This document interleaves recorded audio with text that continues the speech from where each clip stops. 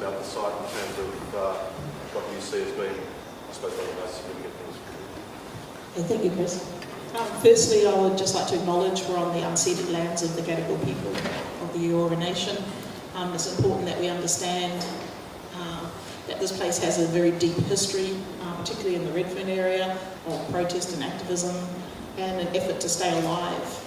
I mean, a lot of the organisations in this local area were formed as an act of resistance against the colonial state, continued to oppress, discriminate and violently act towards ridding this landscape of Aboriginal people.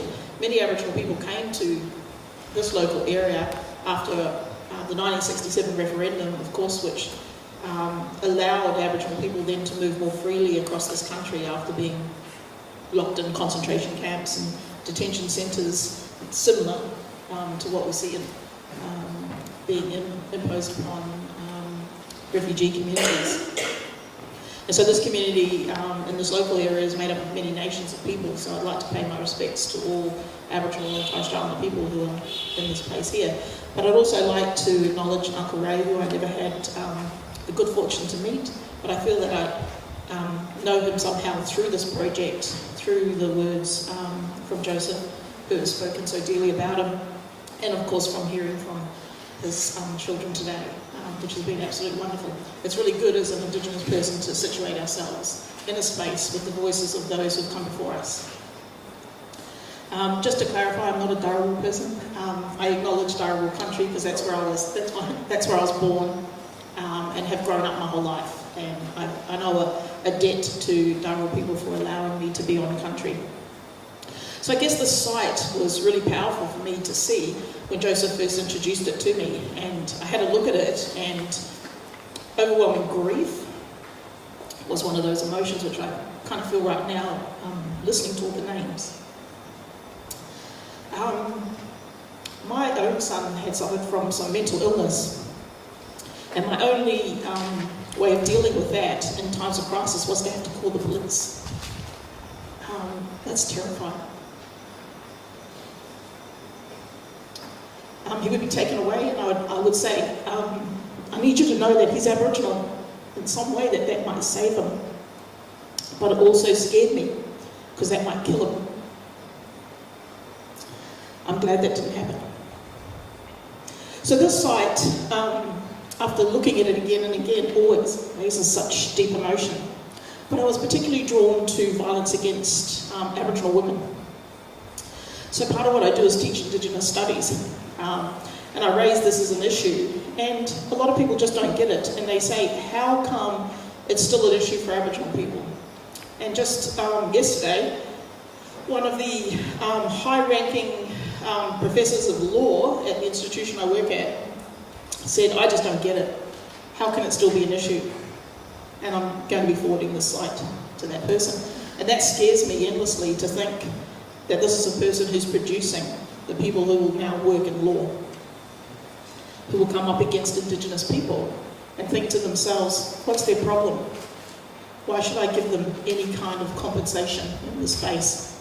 And I remember when I was doing my honours, I was looking at Aboriginal women's experiences in prison. And I was really interested in this from a sociological perspective. So the kinds of things that Indigenous women faced before they even got to this point. And so I was fortunate enough to know an Aboriginal lawyer in Nowra who allowed me to come along to a hearing of an Aboriginal woman from that local area. And so I sat and listened to the woman's story. I got to speak to her as well. And she told me about the kinds of things that she had suffered in her life. So she had stolen generation members in her family, including her own children who had been taken at a different time. She had been a victim of gross domestic violence, and I asked her about help seeking, and she said to me that seeking help from official organisations was pointless because they viewed her as less than human. And I could see that was the case. She had been hit in the head with a hammer and suffered a brain injury. She had been physically, sexually and violently assaulted throughout her life. It was devastating to hear her story.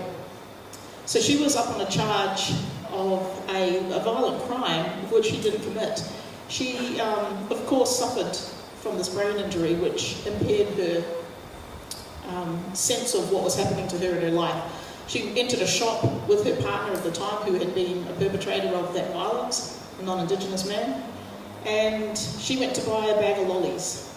He held up the shop. She was also charged with, that aggravated robbery. And so one thing that really resonates with me about Miss Du and Miss Daly and the other people who were represented in this site was what happened in the court. The judge said, and I just remember it so clearly to this day, your Aboriginality won't be used as a defence in my court. And I've really never forgotten that, because I thought, wow, you've just literally wiped out this woman's entire identity and history, which is linked to all of that violence. The fact that she was an Aboriginal woman was the reasons for all of those things that had happened to her. Because if she had been non-Indigenous, she would have been able to seek help and attract help in a much different way. And I'm not saying that all non-Indigenous people who are sufferers of domestic violence have the ability to get help either. That's not the case. It really is an issue for women across this country. She actually died in custody a little time later. And I thought to myself, if that judge had handled that a little bit different, things might have been different for her. And so that really led me to being interested in the politics of identity and how it functions. And so if we think about colonial violence, one of the things that has happened in Australia is the ridding of Aboriginal people across these lands. It's been a systematic approach, violence in many forms. But in contemporary times, that politic of identity is being used to also rid the country of us in various ways, through mass incarceration, to denying who we are and denying our history. And like that lawyer at my institution who said he just doesn't get it. He doesn't get it because people are not taught in our education system about the realities of life for Indigenous people in this country. And I think this site is a fabulous teaching resource, and I'll be ensuring that my students have to go on here and select a case study and think about it more deeply, and to really, feel the impact. But this has a long history, and I want to read you a quote from some of the research I had, which will help frame the way in which Indigenous women are actually thought of in this country. So this is an interesting quote. Can I find it? So in my research I came across this newspaper article from 1984, so I live in memory.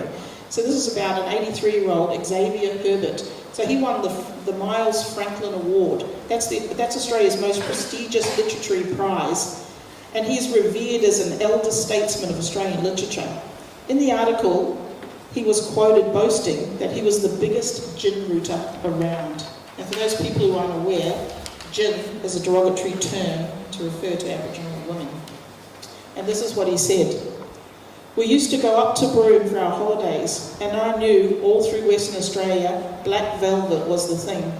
It changed a lot in recent years, but the perfect mate for the bushman was the black girl. The pearling industry was established in Broome, and the pearlers used to go up to the Kimberley country and steal the young Aboriginal girls to work as pearl divers. Of course, they used to rape them too, and when they got pregnant, they'd chuck them overboard. The killing of Aboriginal women has a long history, a long revered history, where the colonial perpetrators of this violence are revered and revere in their actions. And I think this site brings to the fore those kind of issues. Thank you.